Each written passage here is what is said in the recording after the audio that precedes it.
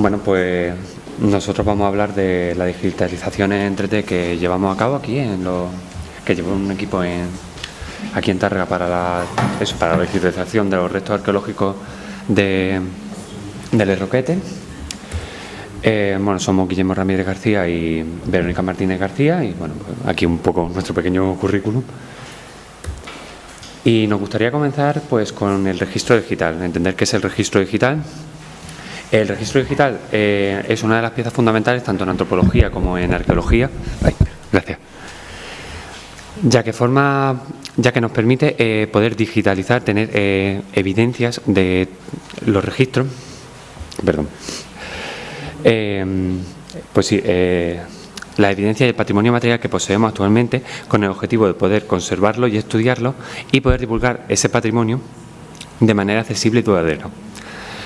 Para llevar a cabo este proceso, pues tenemos dos opciones, o la digitalización o la virtualización. La digitalización, por una parte, consiste en la conservación lo más precisa posible de los objetos físicos que tenemos. Es decir, que si yo tengo un objeto, lo que yo tengo que ver en la pantalla tiene que ser lo más fiel posible a la realidad. Esto se produce sin hacer ningún tipo de modificación al objeto una vez escaneado. Y lo que nos permite, aparte de favorecer la conservación del propio objeto en sí, en una muestra digital, también es tener un registro para poder hacer futuras restauraciones si fuese necesario. Para ello utilizamos técnicas de digitalización que veremos más adelante. La virtualización, por otra parte, consiste en utilizar un objeto que ya existe de manera virtual o crear un entorno totalmente desde cero para poder favorecer la inmersión, sobre todo, de los espectadores, de la gente que venga al museo, para hacer la experiencia más interactiva y más inmersiva, por así decirlo. Suele incluir técnicas como puede ser el videomapping o la realidad virtual y, bueno, suele ser bastante más costosa que la digitalización. A continuación, pues vemos los tipos de digitalización que encontramos. Podemos encontrar la digitalización bidimensional y la tridimensional. En la bidimensional encontramos la fotografía clásica, que sería pues hacerle una fotografía a un paisaje, por ejemplo, o a un monumento, pero también es interesante utilizarla para captar texturas. Cuando nosotros escaneamos un objeto tridimensional, hay ciertos elementos que retienen mucho detalle y esto lo podemos conseguir gracias a las fotografías de alta definición. Por otra parte, tenemos los escaneos, que suelen ser más empleados para imágenes pequeñas o fotografías analógicas y para documentos digitalizados. Los documentos digitalizados no son meras fotografías, también incluyen la información del texto que tiene y permite manipularlo a futuro. Y por último tenemos los mapas tridimensionales, que bueno, son las recreaciones de los mapas actuales. No sé si llegará, o lo muevo para acá. ¿Aquí se me escucha bien? Sí, ¿verdad? Vale. De todos los resultados posibles que obtenemos de una digitalización 3D, los dos de mayor interés para contextos arqueológicos y antropológicos son la imagen volumétrica y el modelo 3D. No sé si sois familiares a estos resultados, pero os voy a explicar la diferencia porque son radicalmente distintos.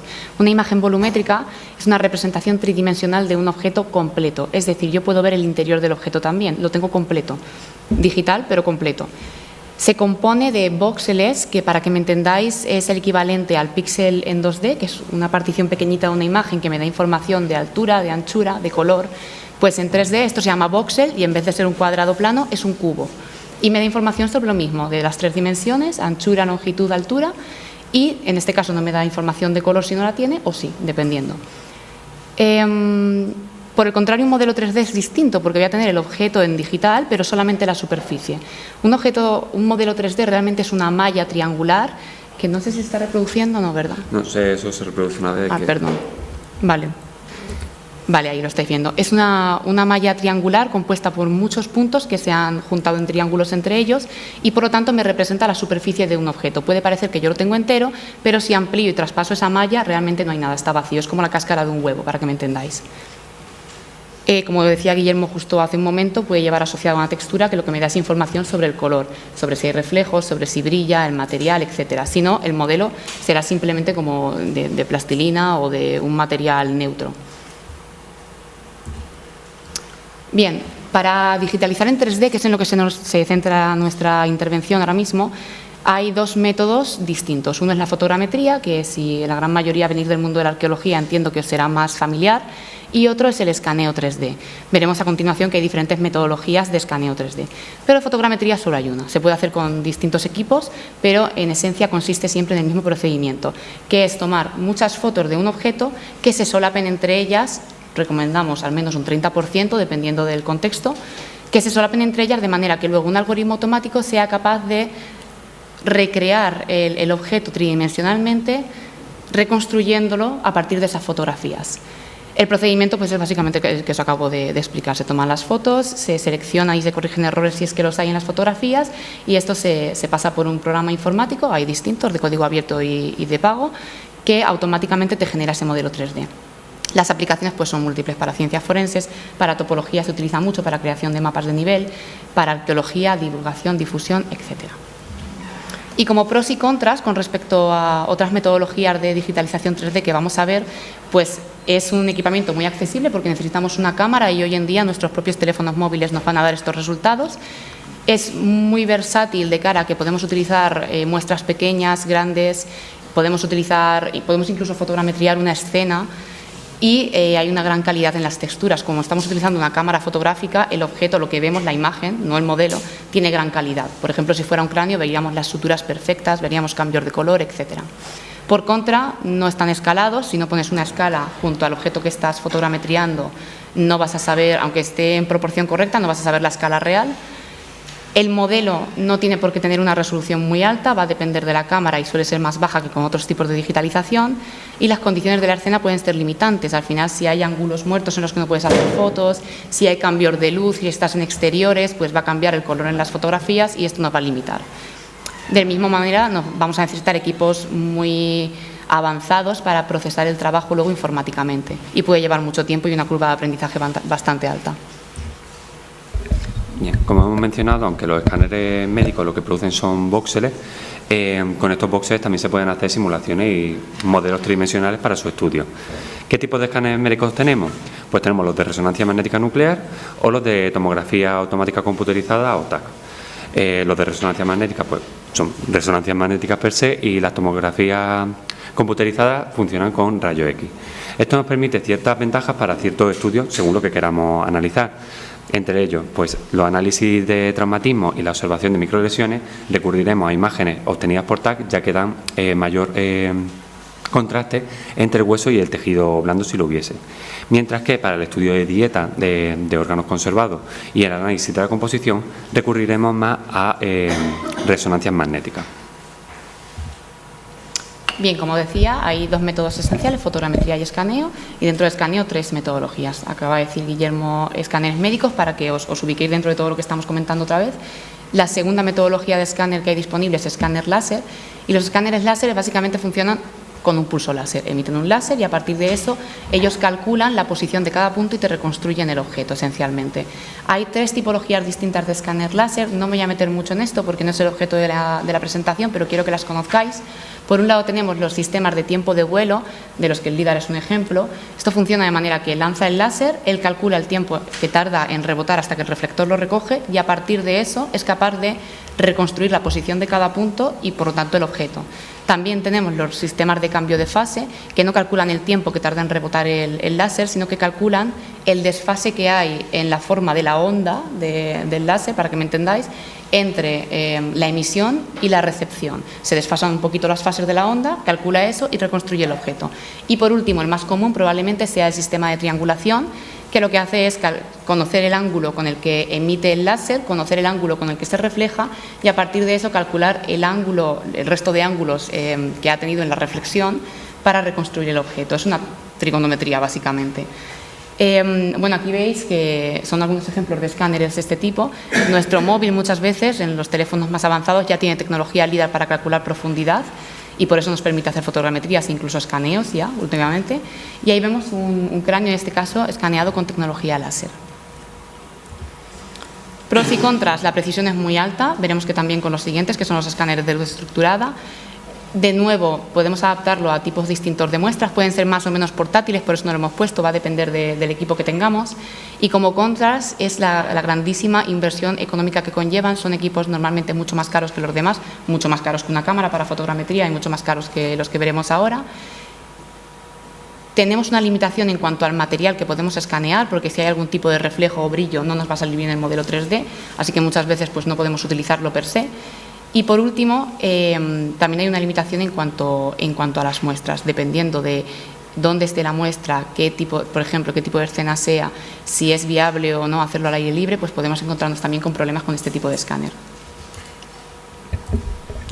Por último, vamos a hablar de los escáneres de luz estructurada, que son con los que más estamos familiarizados y con los que se realizó la digitalización de los restos del Museo de Tárrega.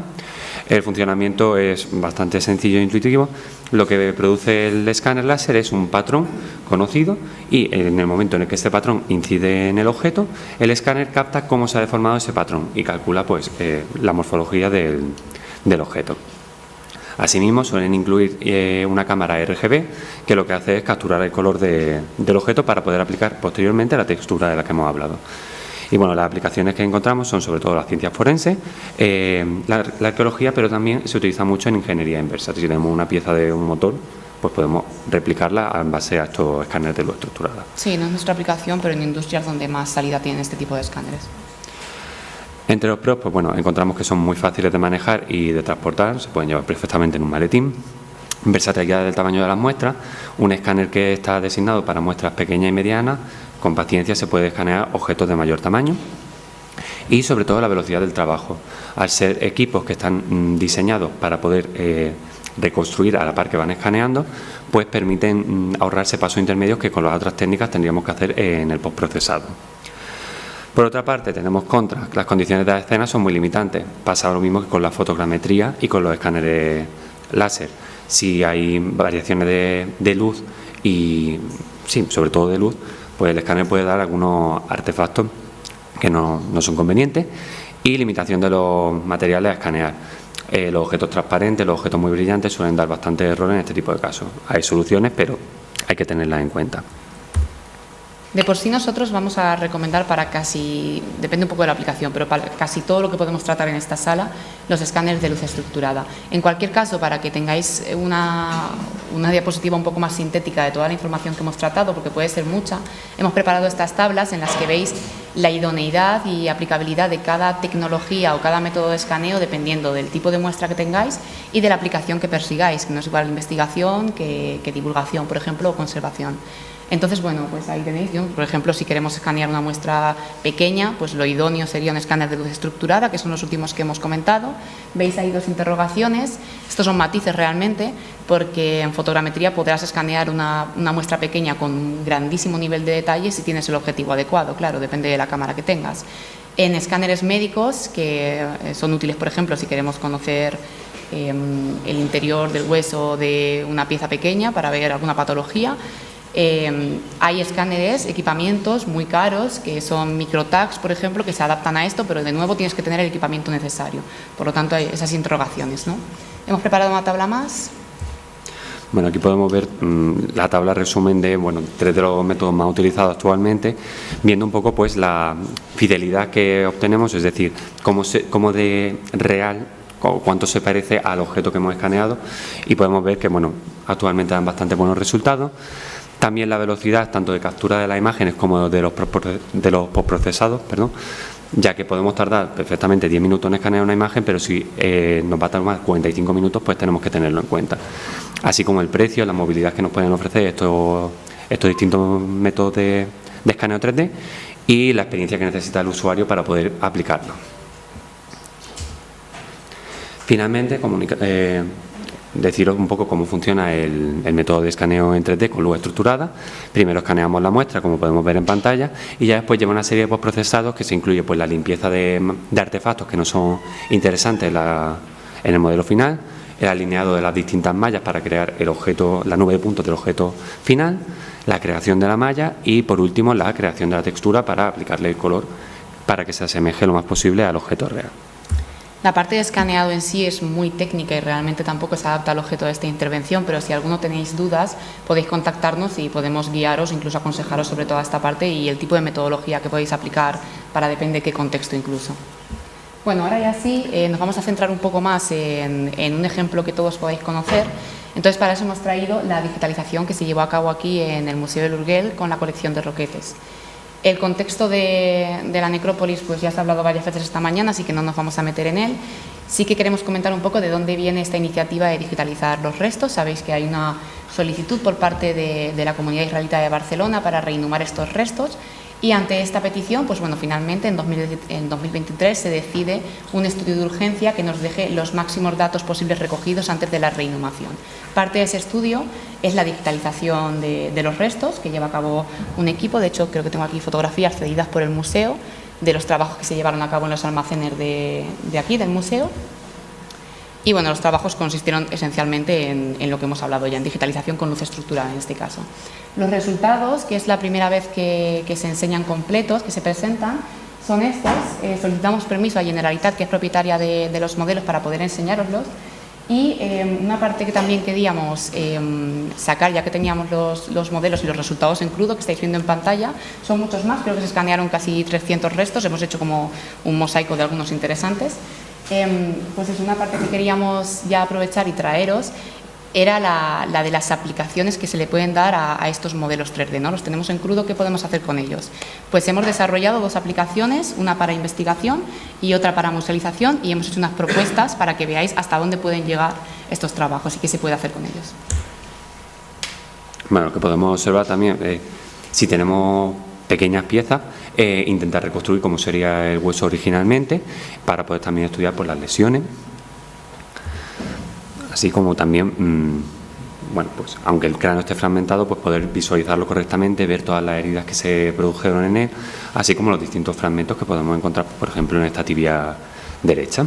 En este caso lo que hemos hecho, bueno, vamos a enseñar varios ejemplos para que los vayáis viendo, pero puesto que queríamos sacarle partido a la aplicación de investigación, ¿no? Usar los modelos para investigación, lo que hemos hecho es, lo que ha hecho Guillermo en concreto, es recrear la escena de un laboratorio aplicando luces con la intención de que estudiar los restos pues desde una perspectiva tafonómica o paleopatológica, por ejemplo, sea lo más parecido posible a un laboratorio, ¿no? Con esa variación de luces que el experto puede ir modificando de manera que recree con la mayor similitud la escena real. Y además en este tipo de aplicaciones pues también nos permite aplicar otras técnicas clásicas de la antropología forense, como puede ser una estimación de cómo sería la cara del individuo. Si tenemos los fragmentos podemos juntarlos e intentar aproximarnos lo máximo posible. O también, por ejemplo, pues simular cómo se articularían las articulaciones en los casos en los que fuese posible, como podemos ver en el ejemplo en pantalla. Aquí hay otro ejemplo también de esa colocación de las piezas que estaban fragmentadas y que se escanearon por separado para ver cómo quedarían y poder estudiarlo en conjunto, ver esa fractura por lo que vemos en la zona parieto-temporal.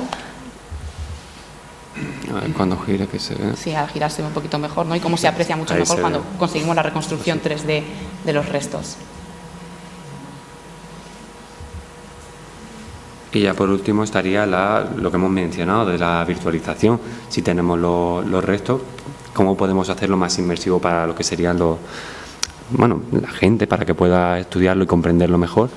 Pues podemos pasar perfectamente de cómo estaría el individuo en la mesa de estudio de antropología, del laboratorio de antropología, a cómo sería la apariencia que tendría ese individuo en vida.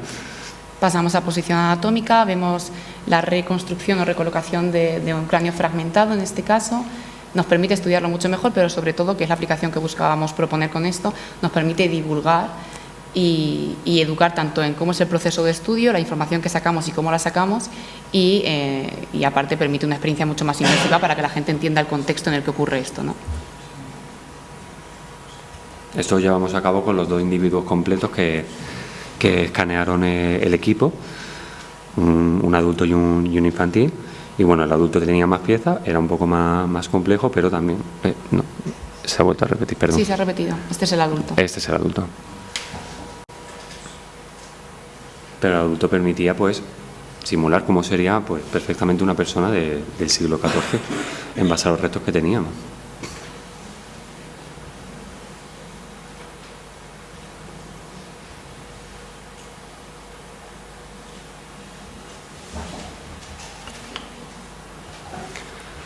Pero esta tecnología no nos permite solo ceñirnos a, vamos a ponerlo en posición anatómica, sino que también nos permite experimentar un poco e intentar hacer una simulación de cómo sería la vida de estas personas y también en base a las evidencias que tenemos del ataque, qué es lo que pudo pasar en ese momento y cómo afectaron en los restos que tenemos visibles. Para que veamos que la virtualización al final también nos ayuda al propio estudio antropológico, ¿no? Nos permite recrear hipótesis que podemos tener, como la que vamos a ver a continuación.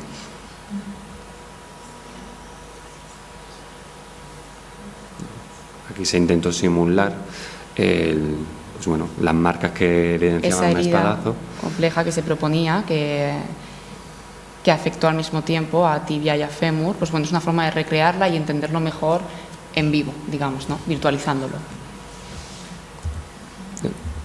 Y bueno, pues hasta aquí nuestra propuesta de intervención. Muchas gracias por su atención. Para aplicarlo esto, hacer reproducciones en impresora 3D, ¿este formato ya es válido? ¿Tiene alguna ventaja o desventaja? ¿Podría reproducir una impresora 3D podría reproducir la textura que está documentada en el archivo informático? A ver, creo recordar que los modelos que se enviaron a Generalitat estaban en un formato concreto que es OBJ. Sí. Ese es lo que tiene mucho detalle a la hora de verlo en digital, pero a la hora de imprimir suele dar problemas. En cualquier caso, también se puede transformar a PLI, que es el formato más común de la impresión 3D, pero este no incluye la textura. La textura, si quieren un resultado muy fiel al que han visto, sería conveniente ir a un especialista y que pinte con detalle, ya que esto... Sí. No me refiero tanto al color, sino al relieve, digamos. Depende de la calidad de la impresora. En este tipo de casos recomendaríamos más impresoras de resina, que suelen dar bastante más calidad, vale, que la impresora de inyección. O sea, que con una impresora de suficiente calidad se podría obtener no tan fieles. Nunca va a ser tan fiel como la visualización, porque las impresoras al final van construyendo por capas y te dejan ese relieve. Las hay muy finas y, como decía Guillermo, cuanto más precisión ofrezca la impresora, mejor va a ser el modelo. Pero nunca va a ser igual que la visualización, eso seguro. Vale, siempre será mejor la visualización. Sí. Gracias. Sí. Yo la verdad es que es la primera vez que veo los resultados después de vuestra estancia en Tárrega, bueno, los resultados finales, y realmente es impresionante, ¿no? Lo que habéis hecho, y os felicito, simplemente esto. Gracias. Estaba Rubén.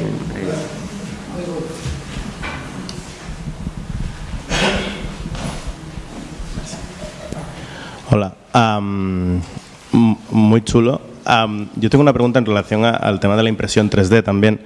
Habéis comentado el tema de que el formato que enviasteis a la Generalitat tenía como más calidad y tal. Imagino que el tema de tener más detalle a lo mejor es problemático de cara a la impresión por el rollo de que genera mucho ruido a lo mejor. Pero de cara a detalles como por ejemplo paleopatologías o cosas así más pequeñas que puedan tener los huesos de cara a divulgación o de cara a docencia, por ejemplo, ¿se podría aplicar o igual que le habéis respuesto? ¿Te refieres a si en la impresión 3D se apreciaría adecuadamente? Correcto, sí. Realizar un estudio paleopatológico. Correcto. A lo mejor no de tanto de cara a realizar un estudio, por lo que decís ahora de que siempre la visualización del objeto real es mejor, pero a lo mejor de cara a docencia o de cara a divulgación, pero de cara a enseñar detalles. De cara a docencia y divulgación, con seguridad, porque no necesitas ese nivel de detalle ni necesitas el compromiso de asegurarte 100% de lo que estás decidiendo o el informe pericial que estás emitiendo es cierto, teniendo como evidencia una impresión 3D, ¿no? Para divulgación es mucho más sencillo, porque un hachazo en cualquiera de estos cráneos se ve perfectamente en una impresión 3D. No va a haber ningún problema. Para educación, quizás también. Es cierto que no tenemos datos sobre la precisión final que pueda alcanzar de cara al estudio una impresión 3D, porque hasta donde yo conozco no hay ningún estudio al respecto. Al menos que nosotros tengamos constancia. Igual sería algo interesante que promover, ¿no? Poder medir. Sí que se hizo un interexperto que llevaron a cabo Nuria y Jordi o Ignasi, no recuerdo, llevaron a cabo ellos con los modelos en 3D en condiciones crudas, con los resultados que os hemos enseñado al principio. Y bueno, ahí sí que se vio que hacía falta formación en imagen digital y que aún así la precisión no era equivalente al estudio en físico para nada. Entonces habría como que hacer pruebas y protocolos para ver si se puede llegar a ese nivel de fidelidad. Vale, merci. Nada.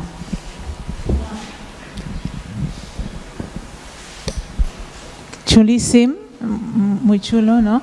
Però sempre jo penso que a nivell divulgatiu, museístic, a nivell científic top, amb aquesta prova que vam fer, basant-nos no en impressions, sinó en les imatges, vam fer un petit estudi on gent ja amb training d'antropologia intentava trobar les lesions amb aquestes imatges i no sempre es trobaven. Per tant, són imatges molt xules per fer com una divulgació i queden molt bé, però a nivell científic per estudiar les lesions només a partir de les imatges es coix, ¿no? Sería complementario tener estas imágenes al hueso real. No hemos hecho la prueba, como decís, sobre escaneado, sobre impresiones, pero va a ser peor que con la imagen. A priori entendemos que debería ser peor, claro. Aún así, yo pienso que a nivel divulgativo, a nivel de trabajos con talleres, con escolares, sería muy chulo. A nivel de docencia de máster, por ejemplo, no, porque ya estamos intentando enseñar características como específicas de lo que es la paleopatología, ¿no? Por lo tanto, bueno, ahí, pero muy chulo este trabajo. Gracias.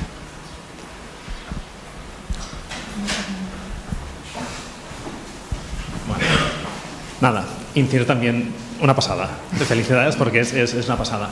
Y siguiendo con lo que decía Nuria, yo sí que le veo una aplicación real a investigación. Siempre de la mano de las dos técnicas, no solo la visualización, sino teniendo en cuenta la parte antropológica. ¿Por qué lo digo? Porque viendo las imágenes con los canales reconstruidos y pensando en cuando estoy estudiando yo los restos, las lesiones, muchas veces tienes fragmentitos pequeñitos que no sabes en qué manera se relacionan con nosotros y si un corte puede ser, si estás contando cortes de más, por decir, cómo se relaciona entre ellos, que sí que lo haces a nivel metodológico, pero obviamente técnicas como esta son mucho más visuales y te ayudan en gran medida a la reconstrucción real del episodio. Así que enhorabuena. Felicidades. También, bueno, en relación a lo que has comentado, de decir que, bueno, en estos casos, aunque es más fácil con los modelos ya en 3D escanea, también es complementario las anotaciones. O sea, nos hubiesen servido muchísimo tener las anotaciones que se hicieron en su momento para saber la orientación, porque había veces que decía, esto no sé por dónde encaja, pero se pueden complementar perfectamente. Sí, yo creo que el valor es totalmente complementario. Por sí sola la visualización, al menos con las metodologías que tenemos hoy en día, no creo que llegue al grado necesario como para utilizarlo como única evidencia o material de estudio. Como complementario, pues sobre todo también en casos fragmentarios que tienen una utilidad ya simplemente para evitar la manipulación excesiva de los restos, yo creo que puede aportar mucho valor, pero por sí solo, bueno, ya lo ha comentado Nuria.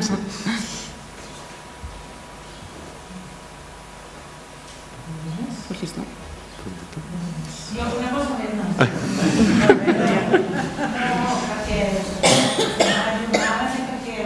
Tots, aquestes imatges hi són a la Generalitat, no tenim les restes perquè es van reenterrar, però hi ha tot això, no? O sigui que és material i patrimoni que tenim també disponible per tothom i va ser una bona cosa, una bona inversió i una bona decisió dintre de totes les que es van haver de prendre poder tenir això digitalitzat, no? O sigui que tenim aquestes imatges disponibles.